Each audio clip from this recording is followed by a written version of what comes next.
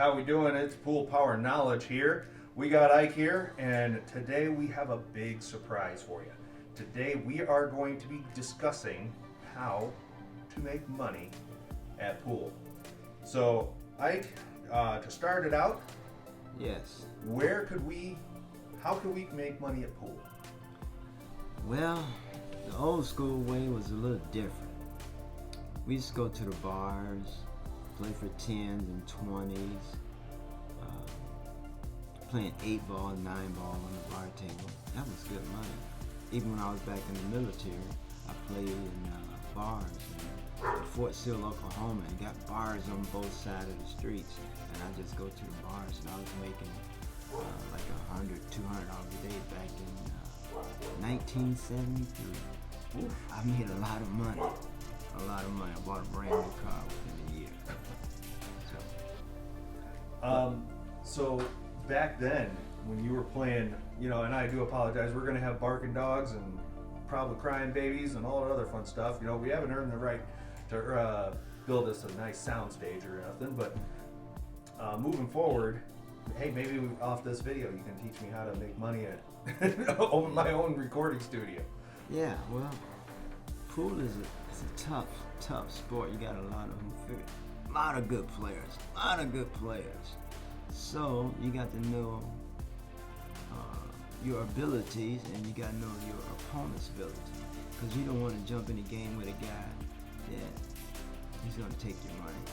You got to know when to hold him and know when to fold him. So you don't want to jump in the ring with the wrong guy. I mean, if you're a very good player and you know you can just about beat everybody where you play, it's good. But you used to call it lemon pool, where the guy would throw off like he couldn't play. In a big city, it's different because you're going to meet a lot of people. In a small town, you got your regulars, and some of them you may have to spot, but it's a little tougher now because of the videos. People can take a picture of you and say, "Oh, that's Ike. You can't play him. You can't beat him," and that's how it goes now. So how do you, other than videos, how do people know who are the players and everything like that? Well, mostly it's about word of mouth. You usually look for the big money guys. If you're looking for a big money match for a big score, you get knowledge of a guy. Well, a guy will tell you, say, "Oh, Ike, you can play this guy here. He's got big money. You can probably give him a little spot, and still beat him." You just have to know the capabilities. You got to be steered in the right direction when you're going out of town and stuff like that to different places. How do you contact those people to steer you in the right direction if it's a new area you've never been before? Well, usually you bump into people and they talk to you and they say, "Well, Ike, why don't you come to North Carolina and play so and so and so?" But now everybody knows me, so it's hard to. You can't really sneak up on people. You really have to really be scientific now, because you got to know what a guy can do, what he can't do. You got to watch him how he plays under pressure. You got to know his weaknesses, his good points, and his bad points. And you got to know what game he plays good and what game he doesn't play good. Now, if you're just playing one pocket game, you can hide your skills. You can let a guy almost win where he thinks he can win, but he can't. Even the score is 7-7, he can't win unless he finally catches on that you're out moving him, you're out playing him. That's in that game. 8-ball is a little different, same thing. You don't have to run all the balls off the table to beat a guy. You can just make one stop, play safe, or look like you're missing intentionally, and make him look like he's getting close to winning when he can't win. 9-ball, probably the same thing, but it's a little luckier because he can get lucky and win a game. Like, I might win 2 games, then let him win 1. Then I might win 3 games and let him win 1. That was how we used to do it. So now you've thrown out a lot of game titles out there and everything like that. What you mentioned to me a couple days ago that you got to know all the games to Right. compete. and everything like that. What games are, I mean, I know you said all, but what are those games that I need to practice and learn? Well, you gotta be a good 9-ball player. You gotta be a good 8-ball player. You gotta play a little banks. You gotta play a little one pocket. If you're gonna try to make a living in pool, it's tough. But you have to be able to play all of the games. You just can't play one game. So that means you have to be very good at all of them. But you gotta be able to disguise it. You know, hold back. Know when to let it go and when not to let it go. Turn it on, as they say. Did you have a coach that taught you that, or how did you teach yourself that? No, coach. Just being raised in a pool hall and experience, being around players, and I just picked it up, you know, because I wanted to play, so I give a guy a chance. But as you're young, you wanna be a gunfighter. You wanna play all the best players. You wanna win. But when you do that, you lose a lot of action that you could have had, or big money games you could have had that now you can't get because the guy's afraid of you. So you have to kind of lay low and hold yourself back. Okay. You said know your players as well. How do you research players? Like if you know you got a big match coming up, how do you research those players so you know that you are getting, you know, bringing your best game to that player? Well, sometimes people will give you information, and nowadays you got the internet. You can go on the internet and watch, and you can talk to people or other players, because everybody communicates with each other. Everybody's trying to make a dollar. So a lot of people are called backers or stake horse. Well, they'll tell you, well, I know so-and-so, he plays pretty good, but I think you can beat him, Mike. It's probably a 60-40 chance. So I said, okay, we'll try it. You know, then I may get 50% or 40%, depends on how much we betting. Okay.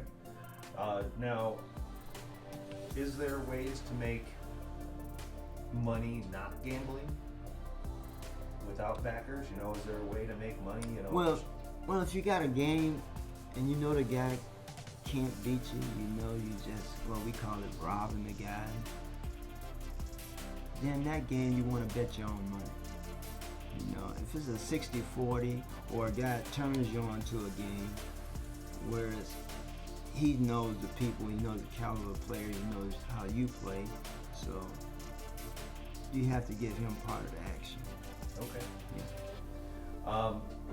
So how did you learn the different games what would you say the best game to play for the biggest outcome, you know, to make the most money? What do you think it is? Well, back in the day, it was 8-ball. 8-ball, you can control the game, you can let the guy get close to winning, let him win a couple of games, and then, you know, beat him, then up the bet and keep it even. You keep it at a close game. But nowadays it's different because you got the internet, everybody's streaming, everybody's videoing, and they can watch you play. They can tell when you're throwing off a little bit or when you're not throwing off. They can tell because too many tournaments. You play tournaments, you're gonna get ranked.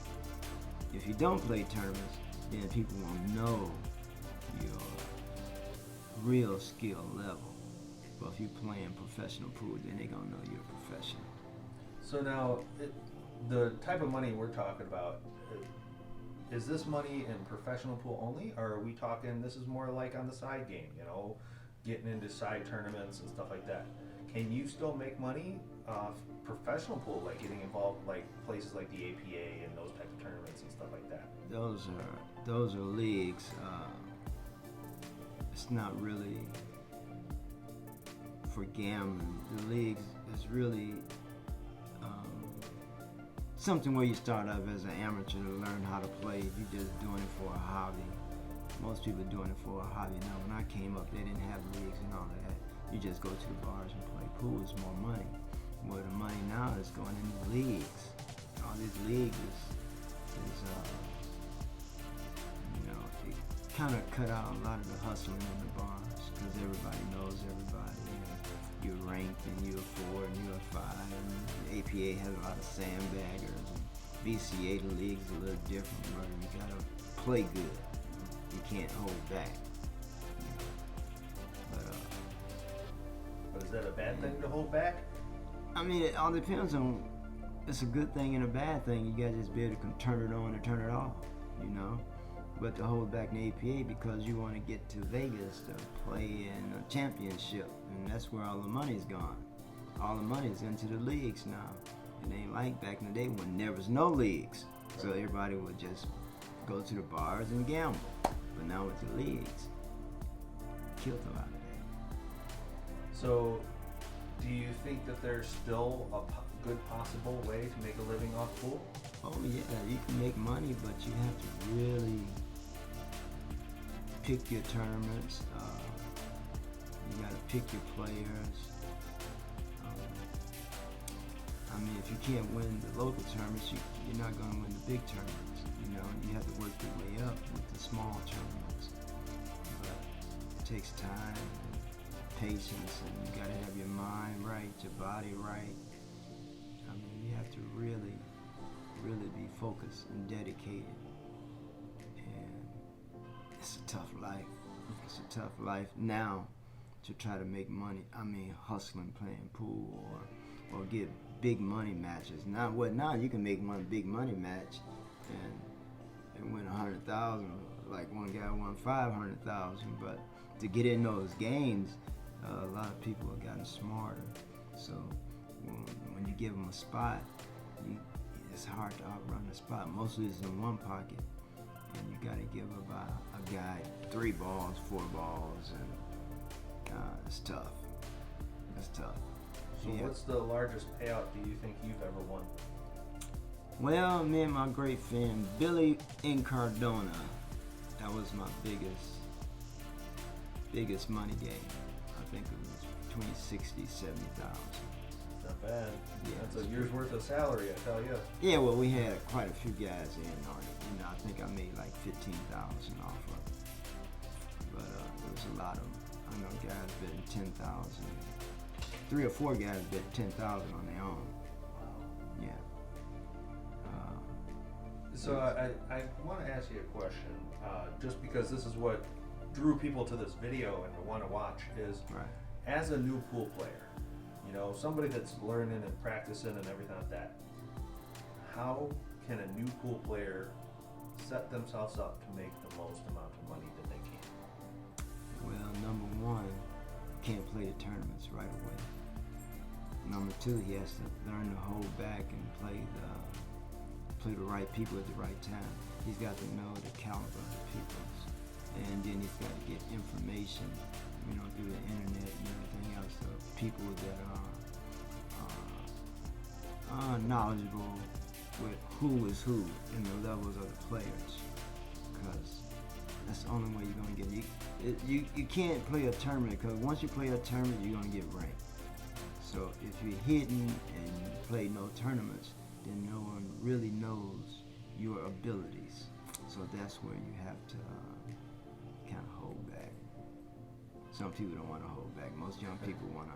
They're gunfighters. They want to get out there and just beat everybody. Then they lose all the action, all the money they would have made. They can't make because now you got to spot the guy. So when you spot the guy, it makes the game a lot tougher. So now you really have to play your best. You know, you got to have a lot of knowledge, because every day you're just not gonna play perfect pool. Just like Michael Jordan, he wasn't 100% every game, but he has so much knowledge of the game that helps him win anyway. You know? So you think the best way to start out is to just research the game of pool, learn the games, and then practice and get your skills up to the game. Yeah, you have to learn all games. And then, where could a new player, you know, start to learn tournaments? You know, how do you get into tournaments if you're not part of leagues or something like that? You know, where do you go to find all these tournaments? Internet, tournaments. So all you gotta do is put in billiards, pool tournaments, Illinois. They'll pop up. Okay. Everything's on the internet now. pretty easy to find? Or? Yeah, it's easy to find. Every bar has a weekly tournament, especially in Chicago. It's a lot of weekly tournaments. Well, you know, they go by the Fargo rating now. Lower Fargo rating tournaments, like 555. You know, you got to be in that Fargo rating to play in that tournament. Or fours and five tournaments, 7 and 8 tournaments. You know. Gotcha. Where would you say? I would like to know what your Fargo rating is. What is your Fargo rating? I really don't remember. I think I'm a 708 right now. Wow. I guess that's good. Yes, it's a little high, but you get ranked by the tournaments you're playing that keeps up with the Fargo ratings. You know, some tournaments don't really keep up with it. Some do. It's really a decent, you know, rating, but you know, it's not completely accurate. Gotcha. Because you got some guys that's 500, 600 that play like 700s in certain games. You know, so. And then on the bar table, it's different from a big table. So everybody's just like a king on the bar table, but the big table is a little different. Would you advise new players to really start practicing on the larger tables, the 9-footers and stuff like that, before going into tournaments on like? Well, I mean, you can practice on any table, but it's easier to go from big to small. It's harder to go from small to big. And once you get from a big table to a bar table, it makes it look so easy. The distance. All you gotta do is have a good stroke, good fundamentals, and you'll be fine. And a good, of course, mentality towards the game and towards your opponent. You know, you want to be Correct. as positive as possible, right? Well, yeah, you want to be positive. You want to have confidence in your shot making abilities. You want to know what you can do and what you can't do. That plays a good role in matching up, because you have to match up. The thing now is matching up with the right player, and then how you playing that day. Are you at 100%? You know, so that's why I like to take care of my body, get my rest, eat good, eat right to think right. I like that. Eat right to think right. Well, Ike, it's been an absolute pleasure again, as always, sitting here talking to you about the game Yes, and sir. everything like that. I have a plan. I think after this video, I think we're going to do 9-ball racks. We did 8-ball racks. I think we're doing 9-ball racks next. Right. So I'm really excited to share that out with everybody and show Right. how your ideas and plans. And just for everybody out there, we did get lavalier mics, so you will be able to hear Ike talk while he walks around the table. The 9-ball table one is still, we recorded Hi Scoop, how you doing? That is the dog of Pool Power Knowledge. But we're Yes. going to keep doing our best to help out everybody. Right. We're not out here to be 100%. Right. We're out here to be an assistant to you and give you, even if it's an ounce of help or an ounce of information, that's our job. You know, Yeah, that's what we correct. want to do. We want them. You have to raise pool players. You have to. Well, it's easy now with the internet. Back in the day, we didn't have internet, so you have to learn the hard way through trial and error. Right. Where now you can learn to play the game in some more gentleman sport. I just can't wait till they get to the Olympics where it should be. I would love to see you in the Olympics. Okay, so the next Olympics, you heard it here. Ike Runnels will We be got- in the old Olympics for old you. man Olympics. Well, guys, this is Pool Power Knowledge. We love y'all. You take care, and we can't wait to show you some more stuff. Great. See you later.